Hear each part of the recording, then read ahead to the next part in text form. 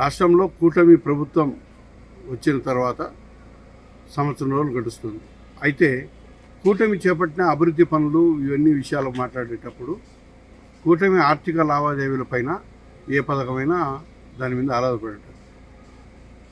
బియ్యము ఇవ్వడము ఇవన్నీ చేయడం కాదు. పెన్షన్ 4,000 రూపాయల పెన్షన్ అనేది చాలా గొప్ప సంగతి. సామాజిక పెన్షన్ 4,000 రూపాయలు వేయడం అంటే అయినా పెద్ద సంగతి. ఎంత ఆర్థిక దిగజారుడు పరిస్థితి ఏంటంటే ఆర్థికంగా ముందే ఆడికాడుకున్న రాష్ట్ర ప్రభుత్వం పైన తీవ్రమైన ఒత్తిడి ఉన్నా కానీ 4,000 రూపాయలు పెన్షన్ ఇవ్వడం అనేది నిజంగా పేదవారికి చాలామందికి 3 పూట్ల తిండి తినేదానికి అవకాశం కల్పిస్తుంది.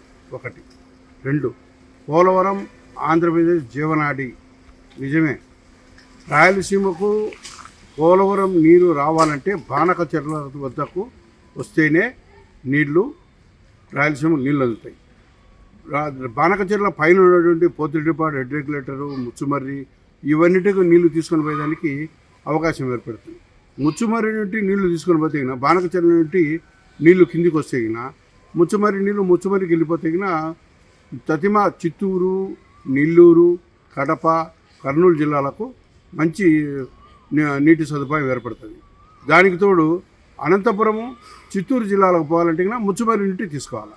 అంటే ఏదానికి అది విభజన జరిగిపోతుంది. అప్పుడు ఈ బనకచెర్ల గోదావరి రిజర్వాయరు, గోదావరి నీళ్ళు అంటే గోదావరి ప్రవాహం అనేది అది జీవనది నిరంతరం 4.5 నుండి 5 కిలోమీటర్ల వెడల్పుతో పారేటువంటి మహానది గోదావరి నది.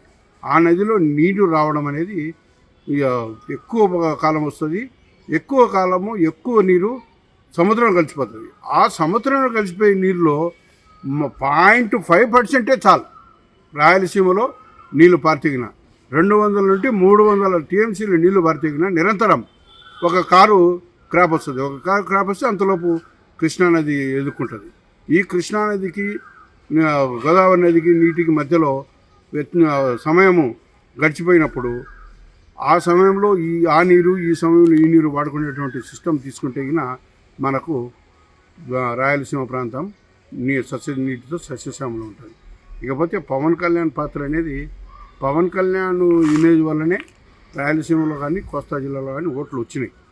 దానికి తగ్గట్టుగా శాంతి భద్రతల విషయంలో పవన్ కళ్యాణ్ నిరంతర దృష్టితో పెట్టి ప్రభుత్వానికి తప్పు అయితే వెంటనే చెప్పడం వల్ల కొన్ని మంచి పనులు జరిగిపోతున్నాయి. అది నిరంతరం ఆయన పవన్ కళ్యాణ్ గారు కొనసాగిస్తారని మేము ఆశిస్తున్నాం. ఇకపోతే మైదుకూరులో అభివృద్ధి గురించి మాట్లాడుకుంటే